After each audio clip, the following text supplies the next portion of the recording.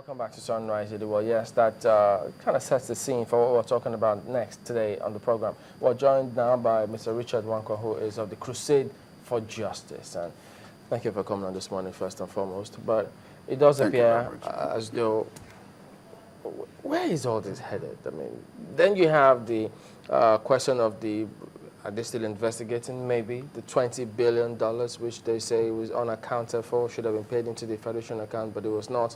And then you have this one, and it's on the floor of the National Assembly, the House of Reps now. It means it's that serious. What do you think of all of this? Well, one very simple fact that comes to the mind is the fact that there is a bazaar going on in Abuja, and the Nigerians are gradually becoming attuned to that. Is that an allegation?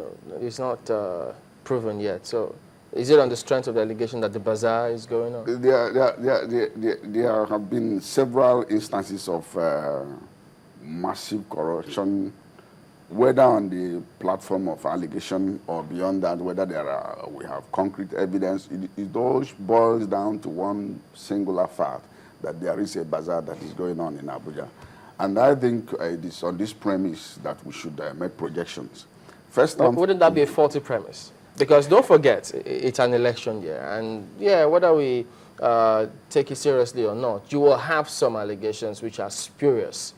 But of course, who knows if they can prove any of those things. So how do you separate or decipher which is true, which is false? You see, I think everything lies on the strength of the disposition of the government to pull through some of these issues. We are talking about political will. And of course, I have repeatedly maintained my position that even those who are oversighted, we should also look at the class of people who are doing the oversight, who oversights the oversights.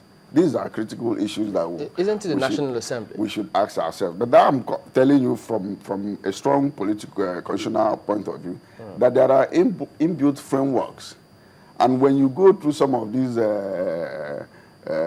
investigations that are going on, especially at the National Assembly, a couple of things will come to mind. And there are glaring instances one could lean upon to make these assumptions. Of course, you know the Nwankwo case.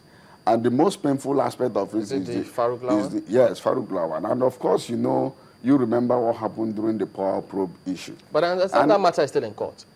I'm coming to that. You see, if the matter has moved down to the court, we have consistently maintained that with the way things are going, it is difficult to fight corruption in Nigeria without designated courts, without special courts. Really? What we have now, you look at what is happening, the provisions we have under the Electoral Act, it gives you a time frame. And it is clear that without this kind of time frame, it is difficult to logically prosecute some of these cases within a reasonable time. Isn't that understandable? Yeah. Because the persons who are in question will have to be sworn in at some point. So isn't it only logical that, look, get this matter over and done with, so that they can perhaps proceed to what they're elected for when they are eventually deemed to be free and fair? And that is where I'm coming from, because if you look at the strength of all the matters that are going on in court, you find out that it is radically clear from my experience that some of these matters will not be concluded before the elections of 2015. And then, yes, some of these cases, you look at the power probe issue, the amount of funds involved, and how these issues have been suspended because of technical issues raised from the point of view of the courts. Are you suggesting and it is not only this. Okay. Or some of these issues, and then of course the last episode that is playing out now at the National Assembly. And I will also ask you, I have consistently maintained that if you want to be part of these investigations, it is only natural that you should be above board. Just like Caesar's wife. You're also a legal practitioner, so are you suggesting that we should have a timeline to when some of these corruption cases in court should have been dispensed? That is our suggestion, that all corruption cases must be treated and heard and determined on a day-to-day basis. You see what is going on in some other jurisdictions in South Africa and some of these other corruption or terror-related cases. There should be designated cases, and there should be time frames within which some of these cases must be heard. And they must be tried on a day-to-day basis. What we have on our hands now, some of these cases will spill over maybe 10 years, 8 years, and then it will, at the end of the day, it will make nonsense of any campaign. There will not be any concerted, there will not be any success story if you are fighting corruption with the kind of judicial framework we have today. Mr. Nwankwo, if I may come in, you said something when you started, something about oversight. With this kind of judicial system we have, basic government tells us that the three arms of government are supposed to oversight themselves: executive, judiciary, and legislature. So if there are failings in the government, in the executive, legislature is supposed to see that, or the executive is supposed to see that, and vice versa.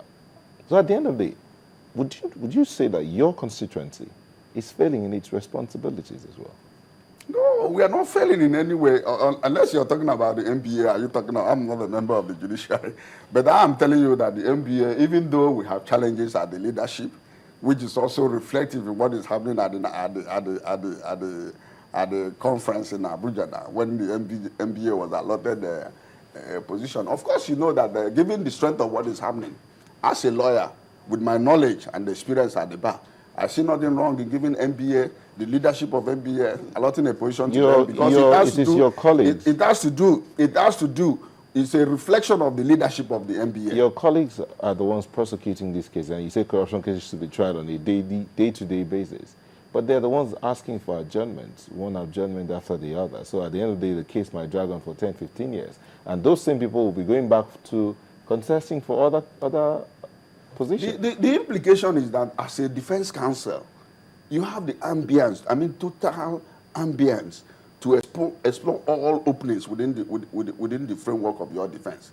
You don't isolate any of them. And the experience has shown in Nigeria that the more adjournments you get, the more number of years some of these cases, at a stage, the cases will die naturally. And we have a media that, does not follow up on some of these issues rigorously and vibrantly. And that is why some of these cases, after a long period of time, you find out that nobody talks about them.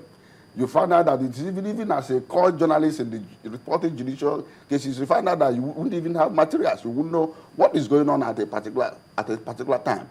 If you come to the National Assembly, there are inbuilt filtering processes which we are not taking advantage of. Before you make that point, and I hope we don't lose that train of thought because it's equally important, the part of the media focusing on some of these cases, does that then mean that if the media takes their eye off some of these cases, irrespective of the system that is there for the judiciary to work without any inhibition or what happens in the court of public opinion, attention will wane and the case will fizzle out? Is that the way it works? Well, the point I'm making is that the media has a role to play. There are glaring instances. If you look at the most of the sensational cases we had under the EFCC, some of the cases handled by ES, and when they introduced plea bargain, you find out that this plea bargain is a concept that has been practiced all over the world. Why then do they with beautiful results? Why then do they but say in Nigeria, we have this pen chance. We bring in some of these concepts. We cannibalize it and bastardize it, and that is what we have on our hands. Yeah, but and if the media should decide to keep quiet on some of these issues, you find out that after this cannibalization process, these cases die. I'm not saying they keep quiet. I'm trying to say that if they take their eye off the ball, momentarily or for some reason they focus on something else, does the matter die naturally? Because I thought they say in court, what happens in the court of public opinion is not, the cases there are not dependent on some of those. So how do we reconcile those opinions? Yes, but the point, the example I just gave you now about what happens with plea bargain is because of the campaign led by the media and some of us in the human rights community, that the issue of plea bargain was whittled down. Without that, the plea bargain issue is being celebrated. You bring somebody to court tomorrow, the next day you see him coming to court with his designer suit and all that. Does that reflect a true nature of what is going on in the system? I think we should wake up. And most importantly, too, when we look at some of these cases coming from the drama coming from the National Assembly, especially the House of Representatives, you see, we must appreciate one fact that these are all Nigerians. Number one is that there are a lot of latter-day born-again activists in the National Assembly. How do you mean? in the National Assembly. How do you mean? I mean, from different political divides. They all come out and they have always maintained they have been in the vanguard of some of these corruption cases. Activists or politicians? Politicians come activists within the framework of the National Assembly. Oh. But the point that I'm making is that it is on record that none of them has ever come out to say, look, this is how much we are receiving.